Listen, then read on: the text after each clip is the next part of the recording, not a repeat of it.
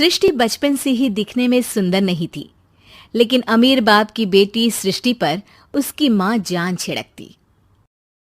मेरी बेटी कितनी प्यारी है, भगवान सबको सृष्टि जैसी बेटी दे। सृष्टि धीरे धीरे बड़ी होती है। एक दिन सृष्टि की सहेली कहती है, तू दिखने में कितनी अजीब सी है, लेकिन मैं जानती हूँ हम सब में सबसे अच्छी शादी तो तेरी ही होगी। तेरे पापा अमीर जो है। और बता नहीं सकते यार, दहेज तो हर कोई देता है, ये क्या ज्यादा ले जाएगी अपने पति के लिए? अरे बड़े शहर में कोठी है इसके पापा की। अरे पापा की है ना, कौन सी इसकी है? इसकी होती तब तो कोई भी लड़का इससे शादी कर लेता। अरे पापा की मतलब पापा की है तो मेरी ही है ना? किसने कहा? अब तेरी तो तब होगी ना जब तेरा भाई ना हो। वैसे भी शादी के बाद सारी प्रॉपर्टी भाई के नाम होती है। सृष्टि समझ जाती है कि उसे किसी भी हालत में माँ बाप की सारी प्रॉपर्टी को अपने नाम करना है, लेकिन कैसे? एक दिन सृष्टि का भाई शीनू कहता है, बहन क्या कर रही है? तुझसे एक बात करनी है। अरे हाँ हाँ करना, मैं तो तेरी बहन हूँ।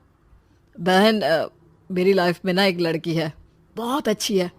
मैं सोच रहा हूँ माँ और पापा से बात करूँ शादी के लिए।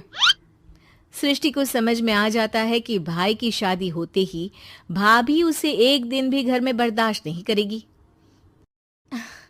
क्या बात है भाई, बताना कौन है वो?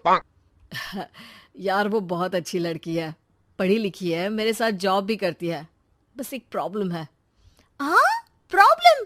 क्या प्रॉब्लम है भाई? यार वो शादीशुदा है, लेकिन उसके पति ने उसे सिर्फ इसलिए छोड़ दिया क्योंकि उसके माँ बाप दहेज नहीं दे पाए। सृष्टि ये सुनकर न जाने क्यों खुश हो जाती है। अरे भाई तो क्या हुआ, लड़की तुझे तो पसंद है ना? शीनू को लगता है कि बहन उसे समझ रही है। वो इस बात से अनजान होता है कि उसकी बहन की मंशा पूरा घर हड़पने की है। सृष्टि अपनी माँ से कहती है, मम्मी मुझे तो बहुत चिंता है। पता है शीनू क्या कर रहा है? अरे क्या कर रहा है? वो तो काम पर जाता है और वापस घर आता है। नहीं ना माँ, वो यही तो नहीं कर रहा, बाकी सब कर रहा है। आपको पता है उससे प्यार है, और वो भी एक शादीशुदा लड़की से। हैं? ये क्या हो गया? मैं सोसाइटी में क्या मुंह दिखाऊंगी? अरे तेरे पापा तो यही कहेंगे कि मैंने ही उसे बिगाड़ दिया है। माँ देखो, मेरी बात मानो, पापा पर भी विश्वास करने की जरूरत नहीं है। अब आप ही बताओ, पापा इतनी देर घर के बाहर रहते हैं क्यों? बोलो। अरे बेटा वो तो नौकरी करते हैं ना। तू बहुत भोली है माँ। पापा का ऑफिस तो 7 बजे खत्म हो जाता है, लेकिन देखो कितनी देर से आते हैं। अरे नहीं नहीं बेटा, ऐसी कोई बात नहीं है। सृष्टि माँ को एक औरत से बात करते पिता की फोटो दिखाती है। देखो माँ कैसे हैं पापा। मैं ना कहती थी कि पापा सही नहीं है। मैं तेरे पापा से बात करूंगी, दे फोटो मुझे। ओ माँ, वो तो डिलीट हो गई। लेकिन चल, तूने तो देख लिया ना। पापा से बाद में बात कर लेना, और हाँ मेरा नाम बिल्कुल मत लेना। हाँ माँ। अब क्या था, सृष्टि के माँ और पिता के बीच झगड़ा होना शुरू हो जाता है।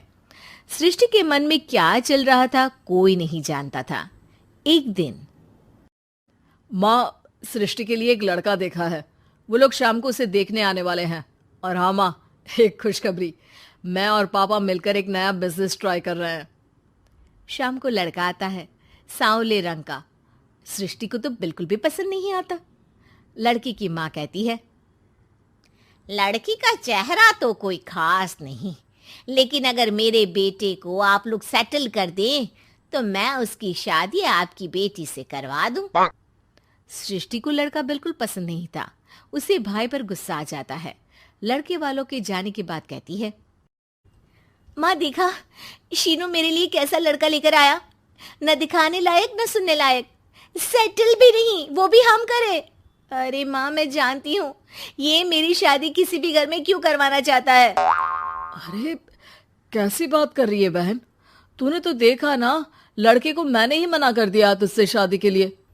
जिसने लड़का बताया था उसने उसकी बहुत तारीफ की थी। बात आई गई हो जाती है, लेकिन सृष्टि का मन शांत नहीं होता। क्या करूँ, कुछ समझ में नहीं आ रहा। मेरी शादी हो गई तो ये लोग पूरी प्रॉपर्टी शीनू के नाम कर देंगे। मेरे हाथ तो कुछ लगेगा ही नहीं। तभी सृष्टि को आइडिया आता है। वो किसी वकील को फोन करती है। जी देखिए, अगर आपके मम्मी पापा का तलाक हो जाता है तो आपके पिता की आधी प्रॉपर्टी आपकी माँ के नाम हो जाएगी। फिर उसे वो किसी को भी दे सकती है। सृष्टि अब माँ को बेटे के खिलाफ भरती है। माँ, शीनू पर नजर रखा करो। वो जिस लड़की के प्यार में है ना, वो शादीशुदा है। यहाँ आएगी, सारा पैसा, रुपया, जमीन, जायदाद सब हड़प लेगी। पापा का भी हाल तुमसे छुपा नहीं है। ऐसा ना हो कि मैं और आप एक दिन सड़क पर भीख मांगे। हे भगवान, मैं तो जीते जी मर जाऊंगी अगर ऐसा हो गया तो। ऐसा हो गया नहीं माँ, ऐसा ही होगा। अभी समय है, आगे का सोच लो। मैं तो कहती हूँ पापा से आधी प्रॉपर्टी लेकर अलग हो जाओ। पापा की आधी प्रॉपर्टी भी हम लोगों को अगर मिल जाती है ना, तो अगले 7 जन्म सफल समझो। बेचारी माँ बेटी के कहने पर पति से तलाक लेकर अलग हो जाती है। सृष्टि अब पैसों से गाड़ी और अपने दूसरे महंगे शौक पूरे करने लगी। उसके दोस्त भी उसके पैसे इस्तेमाल करते। सृष्टि, कल तुम कहाँ थी? मैं सारा दिन घर पर अकेली थी। तो मैं क्या करूं? मैंने ठेका तो नहीं लिया है ना तुम्हें संभालने का। माँ को सृष्टि से ये उम्मीद नहीं थी। वो बैठकर रोने लगती है। वहीं उसका पति यानी कि सृष्टि के पिता आ जाते हैं। मैं जानता था कि तुम्हारा यही हाल होगा, तो आपने मुझे रोका क्यों नहीं? मैं रोकता तो तुम रुकती क्या? सृष्टि के कहने पर तुमने मुझ पर, अपने बेटे पर शक किया, लेकिन तुम ये भूल गई कि कैसे हम दोनों ने मिलकर जीवन में इतना सब खड़ा किया। माँ पति के गले लग जाती है। मुझे माफ कर दीजिए, मैंने आपकी कमाई का एक बड़ा हिस्सा गवा दिया। कोई बात नहीं, तुम साथ हो तो मैं ऐसी 7 प्रॉपर्टी खड़ी कर दूंगा। तभी वहां सृष्टि आ जाती है रोते हुए। माँ, मयंक ने मुझे छोड़ दिया। वो बोल रहा था जब तक मेरे पास पैसे थे तब तक ही वो मेरे साथ था। पापा, माँ, मुझे माफ कर दीजिए।